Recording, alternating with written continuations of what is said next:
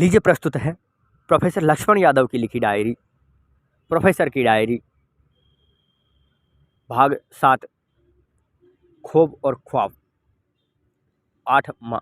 28 मार्च 2011। आज permanent assistant professor के लिए मेरा पहला इंटरव्यू है। डीयू के दक्षिणी परिसर में आने वाले सम्राट अशोक कॉलेज में हिंदी विभाग के 2 पदों पर इंटरव्यू होना है। एक अनरिजर्व यानी अनारक्षित और एक ओबीसी। मेरे साथ इंटरव्यू देने गए अमरजीत ने पहुंचते ही मनोहर चौबे में मेरा परिचय कराते हुए बताया कि यह नियुक्तियां की राजनीति पर बहुत गहरी पकड़ रखता है। अमरजीत ने कहा कि मनोहर की इस काबिलियत का अंदाज़ा इस बात से लगाए कि उसे अपना छोड़ सबका भूत भविष्य वर्तमान पता है। अमरजीत ने जब यहाँ का समीकरण पूछा तो मनोहर बताने लगा, हमेशा की तरह परमानेंट इंटरव्यू लेने आने वाले लोग प्रोफेसर के साथ कुछ संभावित नाम चलकर इस वक्त कॉलेज तक पहुंच चुके हैं। यहाँ यूआर पद पर तो प्रमोद पांडे का होना तय है। ओबीसी को लेकर थोड़ा झगड़ा है, 3 कैंडिडेट है, फिर भी अजीत के चांस ज़्यादा है क्योंकि 2011 में रानी दुर्गावती कॉलेज में नहीं हो पाया था। यह सब सुनाने के लिए अजीब व गरीब एहसास है। मैंने कई दिन से बेहद तनाव पाया। परमानेंट के अपने पहले इंटरव्यू की तैयारी का दबाव था। अपने विषय से जुड़े हर संभावित सवालों के जवाब तैयार किए। कुछ दोस्तों के साथ मॉक इंटरव्यू तक दिए। सारी तैयारी केवल एक इस दबाव से उभरने के लिए कि परमानेंट का पहला इंटरव्यू है। सिलेक्शन भले न हो पर इंटरव्यू अच्छा हो। तनाव का आलम तो यह था कि बीती रात अजीब वाकया हुआ मेरे साथ। मेरा पहला इंटरव्यू शुरू हो गया, लेकिन यह क्या, उनके सवाल अजीब थे। मसलन दिल्ली क्या सोचकर चले आए, इलाहाबाद यूनिवर्सिटी से ही पीएचडी क्यों नहीं की। तब तक साथ वाला बोर्ड मेंबर बोला, वहाँ एडहॉक नहीं मिलता ना। तुमने सोचा कि कैसे लिया कि डीयू के ऐसे आलीशान कॉलेज में परमानेंट हो जाओगे। ज़ोर ज़ोर से हंसने लगे। हंसने की आवाज़ें बाहर तक जा रही थी। उनकी हंसी चुभ रही थी। मैं बहुत डर गया। जैसे ही मैं गुस्से से चीखने वाला था कि अकबका गया, नींद खुल गई।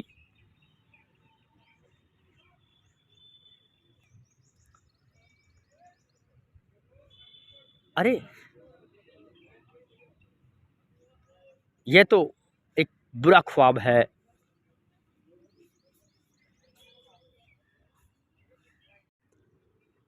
यह एक ख्वाब था। हर इम्तिहान की पिछली रात मेरे सपने में मेरा एक डेमो इम्तिहान होता है जो हमेशा बुरा रहता है। कभी कलम ही नहीं चलती तो कभी किसी सवाल का कोई जवाब नहीं आता। हम जैसों का हर बड़ा अवसर डरता है। हम जैसों को हर बड़ा अवसर डराता है।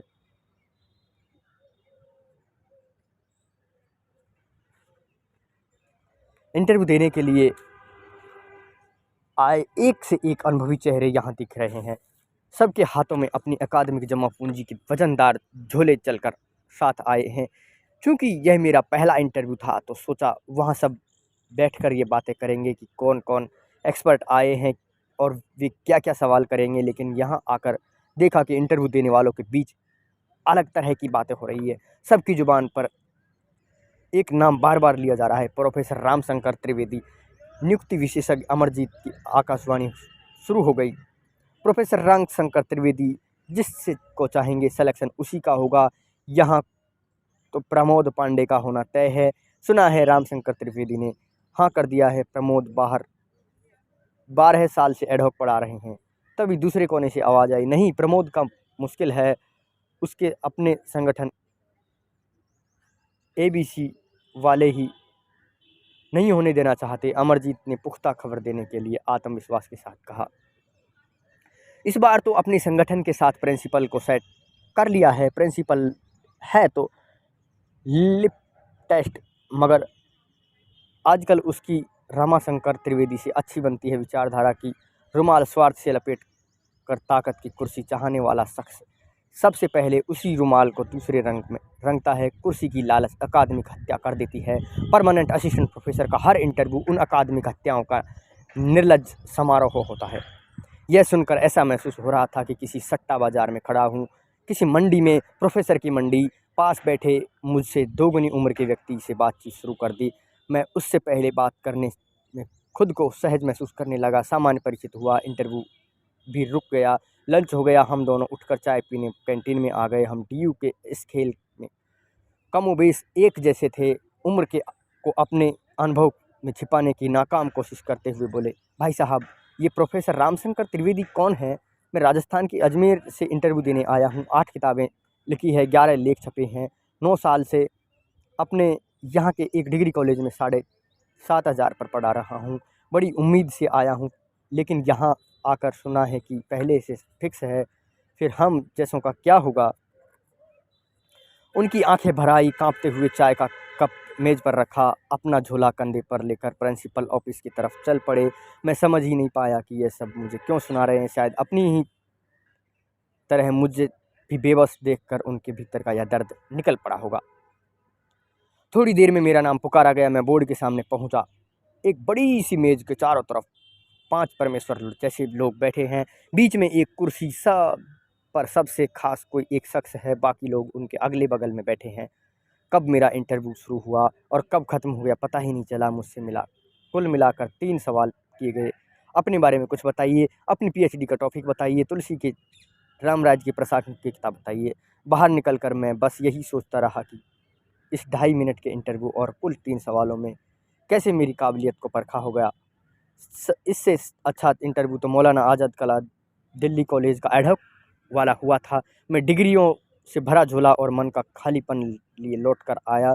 लौटते हुए राजस्थान से आए सज्जन का चेहरा और उनकी बातें बहुत दूर तक साए की तरह चलती आई। देखना चाहें तो दिल्ली में ही आपको सैकड़ों नाकाम थॉमस एल्वा एडिसन मिल जाएंगे, जो आज भी अपने 100वें बल्ब के जले जाने के इंतज़ार में अपना इंटरव्यू दिए जा रहे हैं। वे इंटरव्यू के वक्त ही जमाने को नज़र आते हैं, फिर अगले इंटरव्यू तक खो जाते हैं। एक अदद नौकरी दिलाने में भी फेल उनकी डिग्रियां, सब डिग्रियां कुछ जानते हुए भी उन्हें हर इंटरव्यू तक खींच लाती है। उनको अकादमिक दुनिया में खोजता है। बाकी वक्त वे कैसे जीते हैं किसे पता। अकादमिक दुनिया चंद कामयाब लोगों से ही अपनी पहचान छोड़कर अपनी पीठ थपथपाए करती है, जैसे डीएम, एसीपी अधिकारी या व्यापारी जो इन कैंपसों से वापस लौट गए उन्हें कौन पूछता है। किसी कैंपस या हॉस्टल के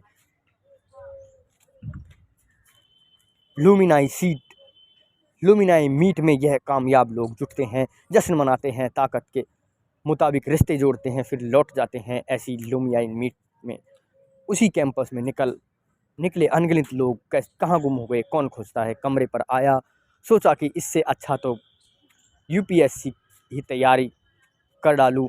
कम से कम इम्तिहान के जरिए खुद के भरोसे कामयाब होने की गुंजाइश तो रहेगी। अभी आप सुन रहे थे डॉक्टर लक्ष्मण यादव की लिखी हुई डायरी, प्रोफेसर की डायरी का भाग 7।